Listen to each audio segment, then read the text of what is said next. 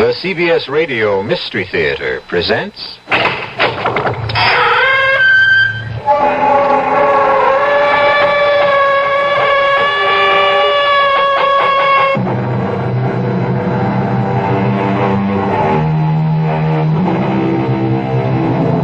Come in. Welcome. I'm E.G. Marshall. Welcome to the terrifying world of your imagination. I have an unusual story for you about a crack in a cellar wall that resists all efforts to repair it. Despite all the learning through the ages, despite the world's great progress in physics, chemistry, biology, there are certain matters which cannot be explained by our computers or our wise men. Matters which may never have a logical explanation. Mr. Carroll, the contractor, was the first to admit that the crack in the wall was beyond him. I'm not a superstitious man, Mrs. Sanford, but something is happening here I can't explain.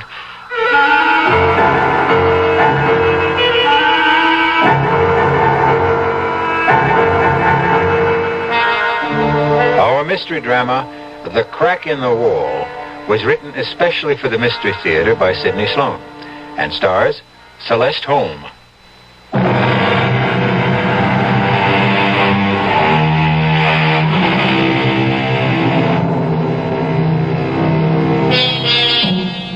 It was a cold, rainy, windy day when Paul and Nora Santfort laid their child to rest in Green Tree Cemetery. Despite all the soothing words of friends and relatives, Nora's despair was inconsolable. She felt that nothing could ease the pain in her heart caused by the loss of her only child. Our Father, which art in heaven, my darling, hallowed be thy name. My baby. Thy kingdom. Why did she have to die? Laura, darling, please. Our religion teaches us that God, in his infinite wisdom, Don't decides... speak these empty words to me. I accepted that because it never touched me before. I never thought of it. But our daughter, our beautiful, innocent child, just 16. Why? One does not question these matters, Nora. I do question. For the first time in my life, I question. I would do anything to bring my Ruth back to this world. Nora, please. Now, you know that's impossible. Why? Why? Because our little girl Ruth is dead. Burnt to death. Nothing you can do or say or hope can change that.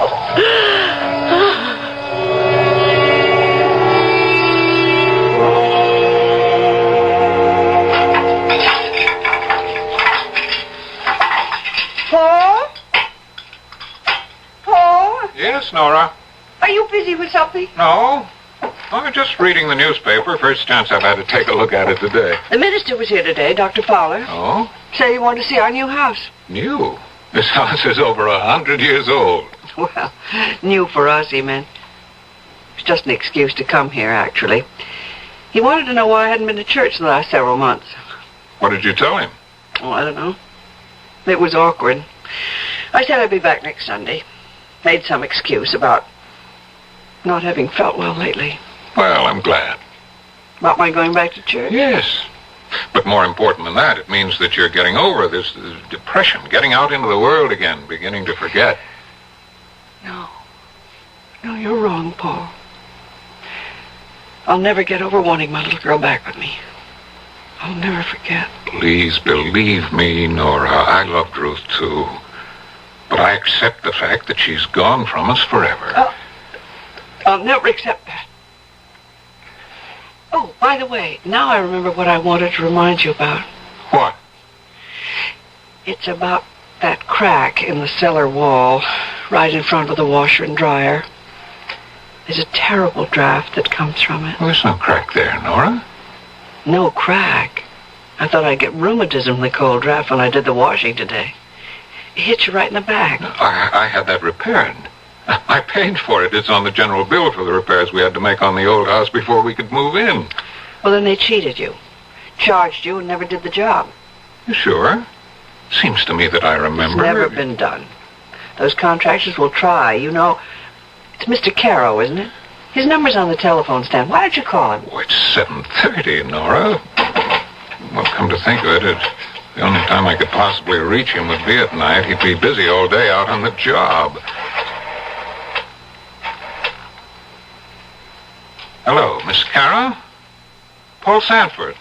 I'm sorry to bother you, but one of the items on your bill to me for repairs on my house, item 28, repair crack in cellar wall, north side interior, $45.60. You never closed up that crack.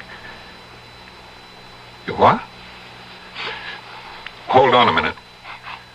Nora, he says he supervised that item himself, mixed the cement for it. Well, just tell him that he's got it wrong. Mr. Caro, my wife says the crack is still there. It hasn't been repaired.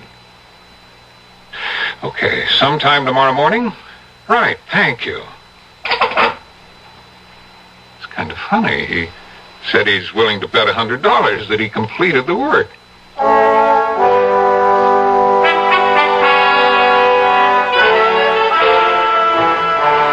Mrs. Sanford, I'm finished with the job, and I want your okay. I'll put on the pot and give you a cup of coffee. Thanks, I appreciate that. Come right down. I'm in a bit of a hurry. Won't be a minute. I'm coming, Mr. Carroll. Mrs. Sanford, the strangest thing. What did you say, Mr. Carroll? Look at that wall. Oh, dear. Another crack? No, it's not another crack. What? It's the same crack. I just filled it with cement. But you couldn't do it. It looks old and dry. Look at my hands. They're still covered with cement. Here are my tools, my trowel, my hammer and chisel. I could swear it was closed up not 5 minutes ago. And that cold draught flowing from it. Like from a tomb. Like from a tomb.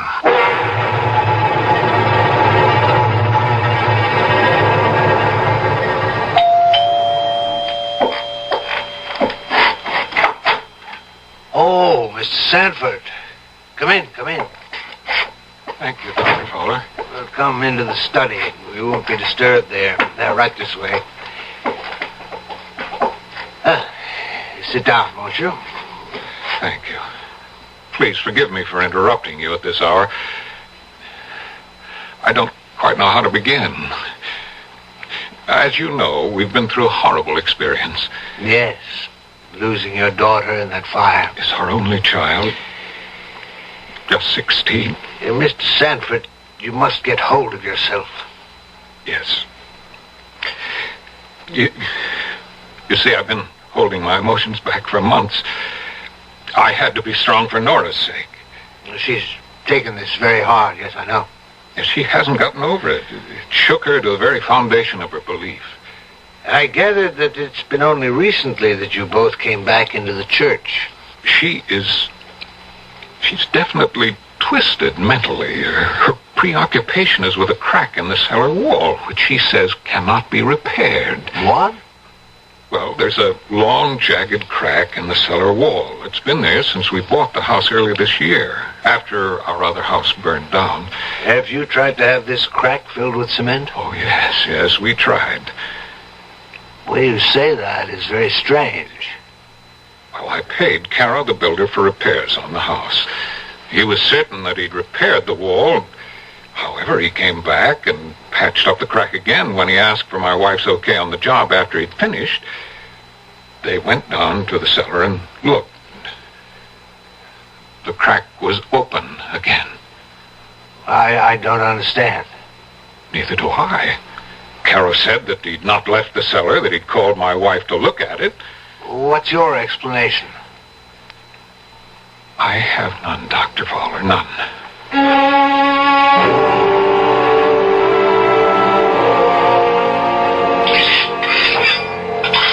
Is that you down in the cellar, Paul? Yes, Nora. I'm filling up the crack in the wall with cement. Do you think that's wise, Paul? Wise? Well, I thought you wanted the wall repaired. Kara won't come here anymore, so...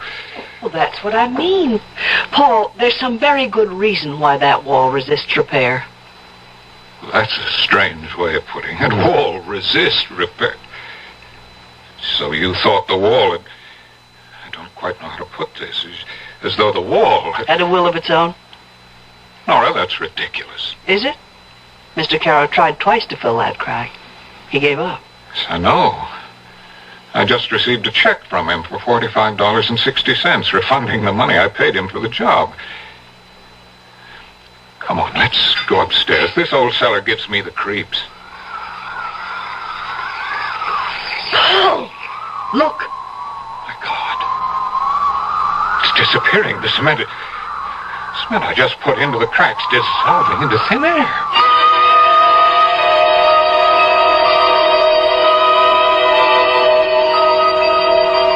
Mr. Edmund, I'm calling about this house you sold us. No, it's a good, solid old house. It's just that my wife isn't happy here. We're all alone, as you know.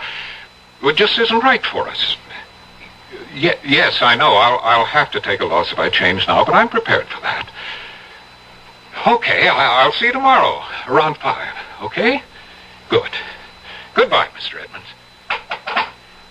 Paul, who was that on the phone? Oh, Nora, I called Mr. Edmonds. The real estate man? That's right. You're thinking of selling? Well, I thought you'd want to get out of here too, Nora. Whatever gave you that idea? Now, that's a very strange attitude. Don't you know what this all means? No, I don't understand it. Frankly, it scares me. Ruth is trying to reach us. What are you talking about? It was just 2 days ago. I was lying in bed. You were sound asleep. I heard the clock chime 3. I felt something urging me to leave the bedroom and go down into the cellar. Nora, I've got to take you to a doctor. Paul, I'm not out of my mind. I tell you, our daughter is calling to me. She's trying to get to me. Darling, Nora, listen to me. What you're saying doesn't make sense. Our child is dead, Nora. Burned to death. I spoke to her. I spoke to her through the crack in the cellar wall. You what? I spoke to our Ruth, and she spoke to me.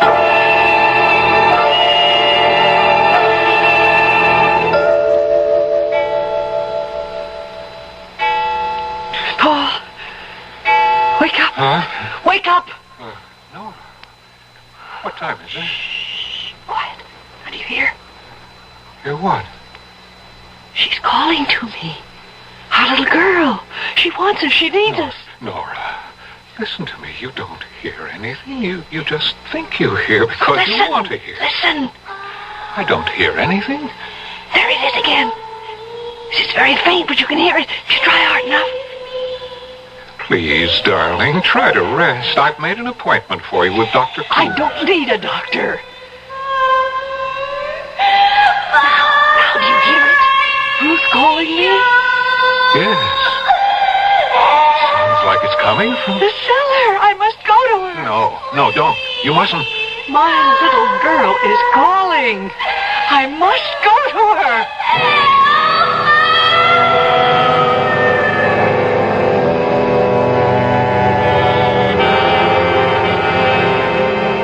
Was Ruth calling to her mother, or was Paul Santfort falling into the clouded supernatural obsession that controlled Nora's life? He thought he heard the voice of his dead child calling to her mother. He couldn't be sure, but Nora's certainty was so strong that he was almost convinced that he heard it too. I'll be back shortly with Act 2.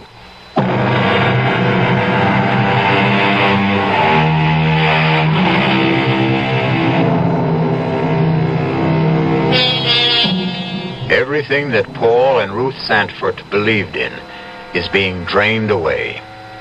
They are living in a nightmare of twisted emotions, pulled farther and farther from the normal life they had known into a tangled, dreamlike world in which they hear the voice of their dead child calling to them. You're not going down into that cellar, Nora.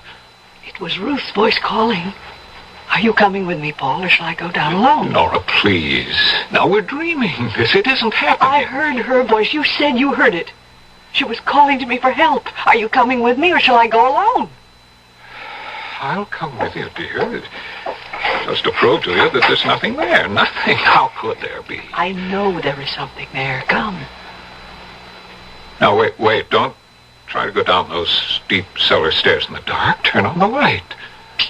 It's out. It's not working. Here, let me try. Oh, I'm not going down there in the dark. There's some candles in the cupboard just outside the door. Get them. Well, candles won't do any good. Get them. Oh, I just remembered. I've got a flashlight in the kitchen table drawer. Hurry! Here we are. Now stay right behind me. I'll go first. Flash the light around. Oh, there's nothing. Nothing but that crack in the wall. Let's go back upstairs, Nora. Good evening. Oh, What? who are you? Oh, I'm sorry if I frightened you. What? Who are you? What are you doing in our house? I am inspecting the wall that needs repair. And who are you? Why, I'm the helper. What are you talking about, helper? Whom are you helping? You? I don't like this, Paul. Please make him go away. If you want me to, I'll go. But I thought you needed me. Now, I want you out of here, or... I see you have a hammer in your hand. You're afraid of me. Believe me, I came to help you. Who sent you? My, employer. Who? Your friend. Your friend who knows of your sorrows. He sent me to seal up the crack in the wall. Well, I've tried. Several people have tried to do that. It won't stay closed. I can close it for you if you want me to. I repeat, if you want me to. You may not want it. Why? You will not hear the voice of your daughter ever again. No. Don't seal it. Please. Nora. Now, maybe it would be better. No. No, this is insanity. Nora, our daughter is dead. Dead and buried. And you think that is the end? Of course. It's the end of mortal life. And do you share your husband's beliefs, Nora? No. Ruth was calling to me. I want her back. I want to hold her in my arms. Am I dreaming? This can't be happening. What are we doing, standing here talking to this... Paul, please, don't. There's no one here. He was here? Where is he? He couldn't get past us up the stairs. Nora, where did he go? Oh. Nora, darling. What's happened to you? Speak to me, dearest, speak. Paul. Oh. What are we doing here in the cellar? How did we get here?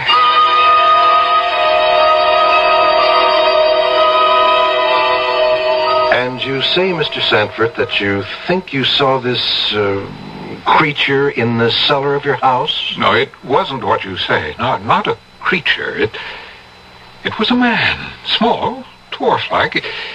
He said he'd come to repair the wall. At 3 o'clock in the morning? You saw this man too, Mrs. Sanford? No. I don't know what Paul's talking about. I didn't see anything. I was fast asleep. Paul woke me and told the story. I see. Your daughter's death was a terrible shock to you both. It's preying on your thoughts. Your grief pushed the normal day-to-day living from your minds. You began to I heard imagine... her voice, Doctor. I heard Ruth's voice calling to me. Of course you did. But try to think rationally, Mrs. Sanford. You know it's impossible for you to have actually heard the voice of your dead daughter. Seriously, you can't believe you did, But can you? Seriously, can you believe that? I don't know. Mother,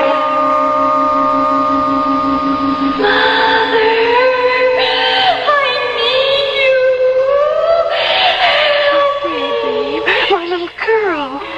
It's all so simple if you will recognize the true authority. Who are you? I am merely a conveyor of ideas, a messenger. And you are sent by the devil? Perhaps. Perhaps I'm your friend. Call me the helper. Can you help me?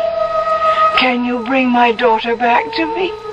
Under certain conditions, but you might find the cost too high. What? Tell me. Nothing is too costly, too terrible. I'll agree to anything. Even if it meant that you would lose everything? Everything you've been taught about life and death since you were a child? Oh, yes, I agree to anything just to help me save my child. Help me. Nora, wake up, Nora. You're having a bad dream, darling. Anything. I'll agree to anything. Darling, Nora. Oh. You were crying out in your sleep. I woke you. He came to see me and told me that Who, darling? That ugly little creature. I'd seen him before, but I can't remember where. The helper. That's what he calls himself. I heard Ruth calling to me. Then he appeared. I don't know what it is.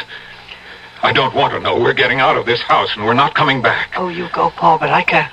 But don't you see what's happening to us here? Something evil is pursuing us, either to destroy us or drive us insane. No, I can have my daughter back. He'll help me. You can't believe that. I believe it. What does he expect in exchange? I can't tell you, Paul. I just can't tell you.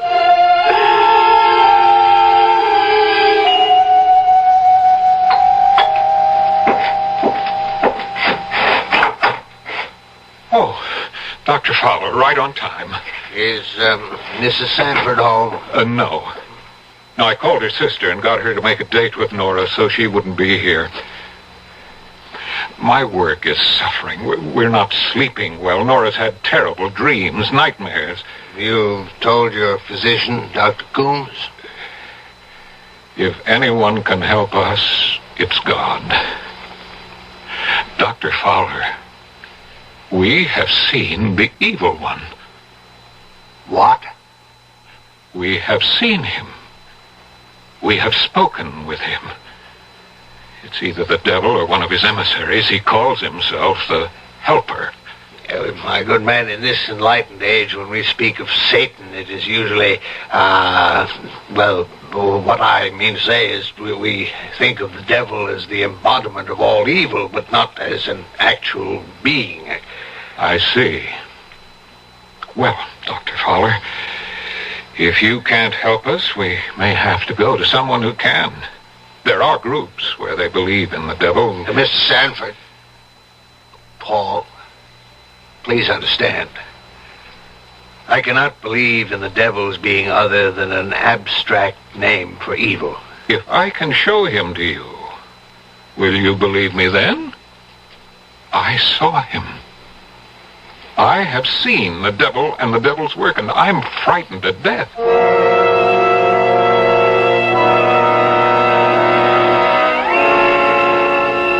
Sorry to bother you, Dr. Coombs, but something very disturbing has happened. Yes? You know the two people I referred to you, the Sanfords? Yes?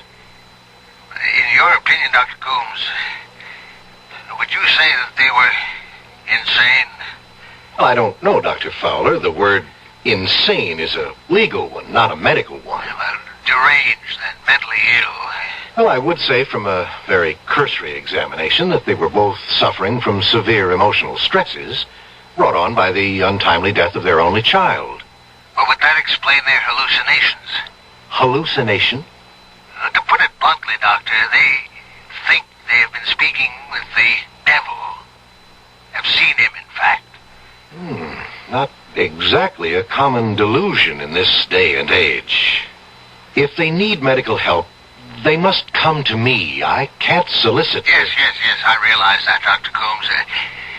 Perhaps a sanitarium would be the best place for them. They could be taken care of and have a change of scene to get over the grief that they feel. An excellent idea, Fowler, but who's going to commit them? Can you get them to commit themselves voluntarily? I don't know. I'll try.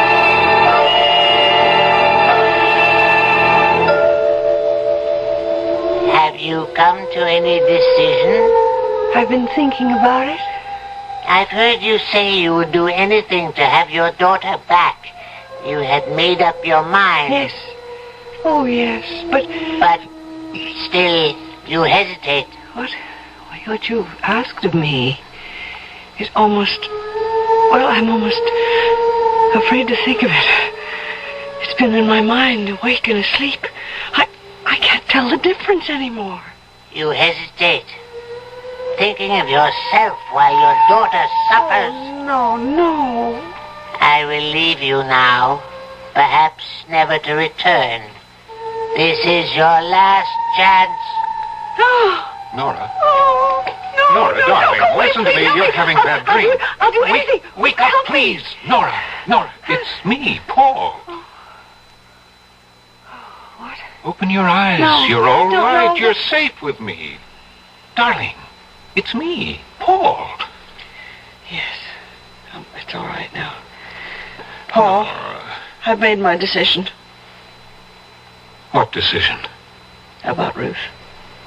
I am going to bring her back. Bring her back? What are you saying? I'm going to bring her back no matter what the cost, no matter what the consequences are.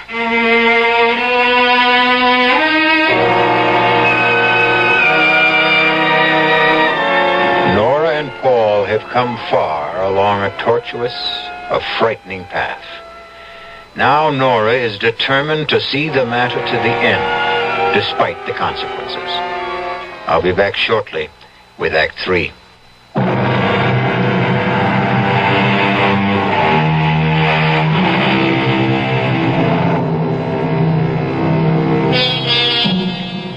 Forces are tearing at the sanity of Paul and Nora Sandford. Nora's sleeping and waking worlds are so much the same that she can no longer differentiate between them. In her thoughts, in her ears, are the words of her dead daughter calling to her for help. Paul thinks he has heard the child too, but is uncertain. He is not sure whether or not it is the driving influence of his wife's obsession or what he has actually heard and seen himself. I don't know, Doctor. I don't know anymore. Everything is so confused. I want you to sign commitment papers for your wife. You mean put her in? In a good sanitarium, in a place where she'll be safe and receive the proper treatment for her problems. I don't know. I don't think she's crazy. You're not in any condition to judge her mental health, Mr. Sanford. What do you mean? Oh, well, I'm asking you to make a difficult decision. I'm also asking you to commit yourself.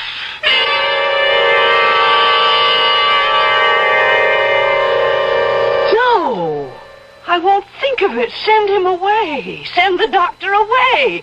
Paul, how can you do this to me? You know I'm not insane. You heard her. That night, we both went down into the cellar, and that little man, you remember? The helper? You saw him, too. You know I'm not crazy. I won't go. I won't. You can't make me. She's gone into the bedroom, Dr. Coombs. Is there a lock on the door? No. Well, suppose I go in. Perhaps a sedative to quiet her. No, please, Doctor. Let me speak to her first. She'll listen to me. Very well. I'll wait out in the car if you want me. Yes, please go. I think she'll listen to me if you're not here. Nora? Nora? May I come in? Is that doctor still here? No, he's outside in his car. Paul, how could you do this to me? Deceive me, try to put me away. But I explained everything to you. I will never consent. I'm going with you, dear. I'm going in too. What? Why? Paul, why do you want to do such a thing? Because I'm frightened. I've never been afraid in my life before, but this is all beyond me, beyond any rational explanation. And you think you'll be away from your fear in that place? Oh, Paul, I'm not out of my mind, and neither are you. How much longer can we stand this? Listen to me. What? I can tell you. Only you. What? I've made a pact with the Helper. Oh, Nora. He has given me the power to bring Ruth back. You don't know what you're saying. Oh, yes, I do. That's impossible. Now, don't be foolish. Don't tell anyone else what you've told me. Now, you think I'm insane, too, don't you? Well, I don't know what to think. He has given me 2 wishes. 2 wishes? Yes. He said that I would need 2. Actually, all I need is 1. To bring my dear child back. Yes. Yes, Nora, of course. Now, I want you to do something for me. What? Don't fight me now. Go along with me for a little while. Perhaps this nightmare will stop. We'll be able to get out when we want to. I have the doctor's promise. Can you trust him? Yes, darling. Since we're committing ourselves, we can get ourselves released merely by asking to be released. And our poor tortured child? Who will be here to hear her call? Who will be here to comfort her, Paul? We're running away. Deserting her. Darling Nora, our Ruth will be with us always, no matter where we are.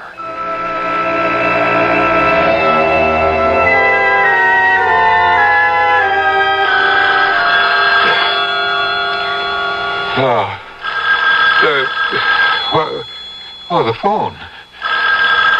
Oh. Hello? Hello, Mr. Sanford? Yes, Dr. Coombe? I'm calling from the sanitarium. Is there anything wrong? Yes, your wife has disappeared. You mean walked out? Nobody saw her leave. As a matter of fact, it's a bit of a mystery. Her room was locked.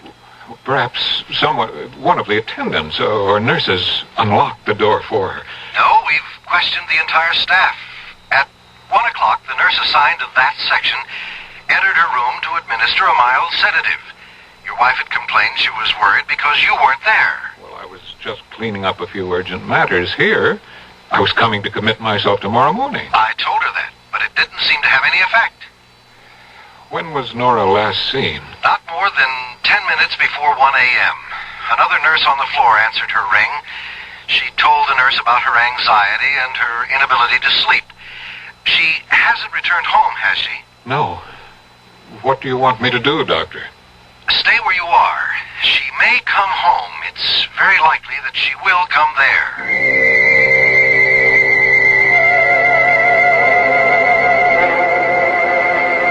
Emily, I'm sorry to be calling you at this hour, but Nora has disappeared. She walked out of the hospital.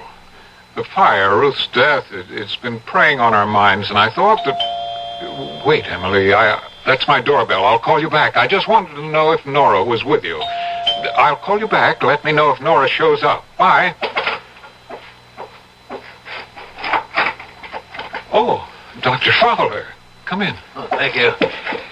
I got a call from Dr. Coombs about 20 minutes ago. Yes? He asked me to see you. He said you might need me. I came right over. Anything I can do to help? Nothing. Unless you can find Nora. She's been missing since about 1:30 a.m. About 3 hours. Where would she go? Where could she go? I don't know. What? What was that? I heard it too. Do you have a cat, Paul? No, Sounded like a cat. it was Ruth. She's calling Nora, Ruth. my daughter.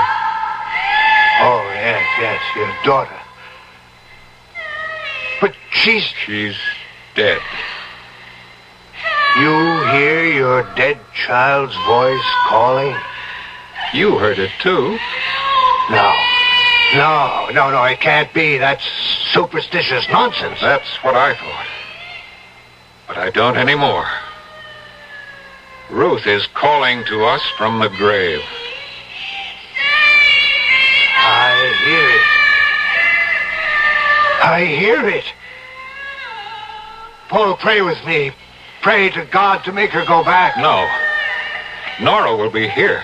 She will come here in answer to her child's cries. Her mother's love is so strong that Ruth's outstretched hand will reach across the void of death and touch the hand of her mother.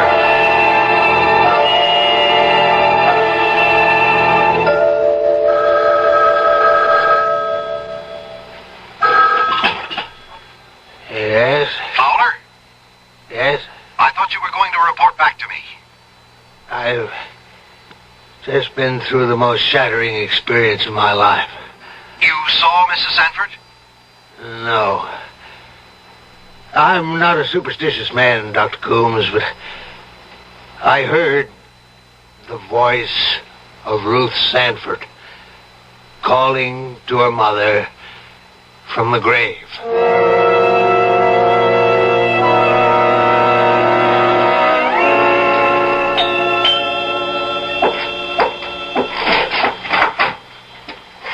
Oh, Dr. Coombs, I thought it was Nora. She hasn't returned yet, huh? I was talking with your minister, Dr. Fowler. He seemed quite upset. Any word from the police? Nothing. They've gotten several false telephone tips from cranks. Only one man identified himself by name, a Mr. Helper. Helper? You know him? Yes, I know him. The police asked him for his address. He gave them one, but it proved to be a phony. Do you know where to find him? You won't believe this, Doctor. But the last place I saw him was in my cellar. What? I don't know how he got there. I didn't see him leave. Although I was standing, talking to him at the moment, he vanished. Vanished? Disappeared. I see. Disappeared right before your eyes. Oh, yes, I remember your telling me about that incident when you both came to my office. Hello, who's there? Paul, I've come home. What is he doing here? I won't go back to that place. He can't make me go back. Nora, dear. Send him away, Paul. Paul, make him leave. We don't need him. Mrs. Sanford, as your doctor, You're not my doctor anymore. Please go. Leave us alone. Please, Dr. Coombs, your being here will just make her worse. Very well, if you think you can manage. Yes, I can manage. I'm sorry you feel this way about me. Good morning.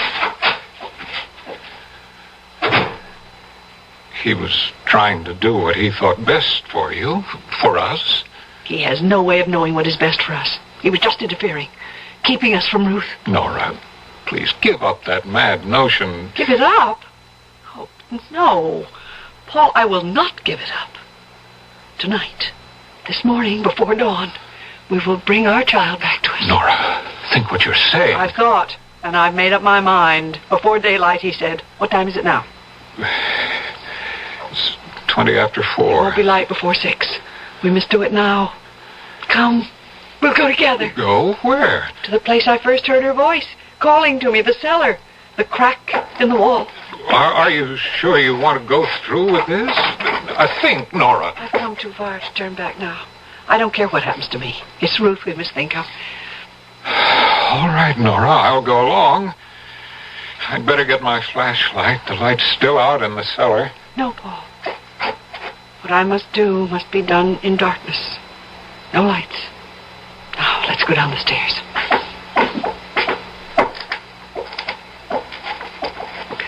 Now, Paul, don't say anything. I must ask for her life from the Master. Oh, Master, listen to my plea. I have paid dearly for this boon. Heed my request and grant it to me in payment. I fear your presence, Master, but I implore you, grant my wish. I wish my daughter were alive and with me now. My daughter, please give me back my daughter. Ruth, where are you? Come to me.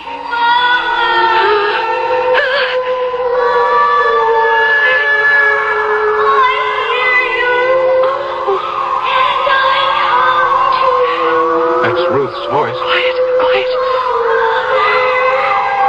I'm coming back to your arms. The wall is crumbling. I see her. Nora, I see. Here I am. Oh, my God. Oh, no. No. Nora, stop this. Make her go back. Oh, Nora, she's burned. Her face. Nora, please, can't you stop? Nora, send her back. Send her back. What do you want? She's mutilated, disfigured. Nora, you can't bring her back into the world. You must send her back to her grave.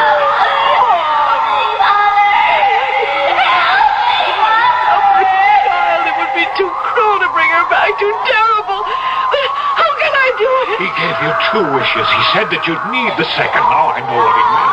Send her back, Nora. Yes.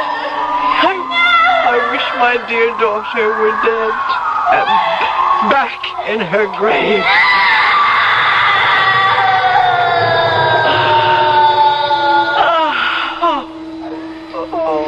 Nora. It's over. It's all over. Our child is gone. Forever. Paul. May our dear child rest in eternal peace.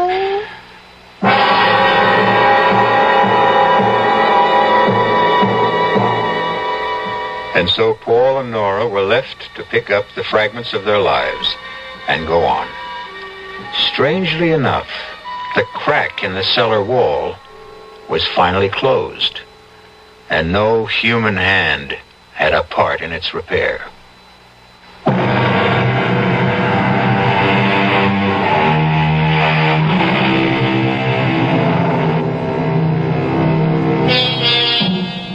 The power of a mother's love cannot be measured by any instrument known to man. The supernatural strength to reach out into the void of darkness and bring back to life the child of her heart defies all the natural laws of nature. The answer can only be found in the terrifying world of the imagination, a world where anything the mind can conceive can happen. Our cast included Celeste Holm, Wes Addy, Robert Maxwell, Robert Dryden, and Ann Costello. The entire production was under the direction of Hyman Brown. This is E.G. Marshall inviting you to return to our Mystery Theater for another adventure in the macabre.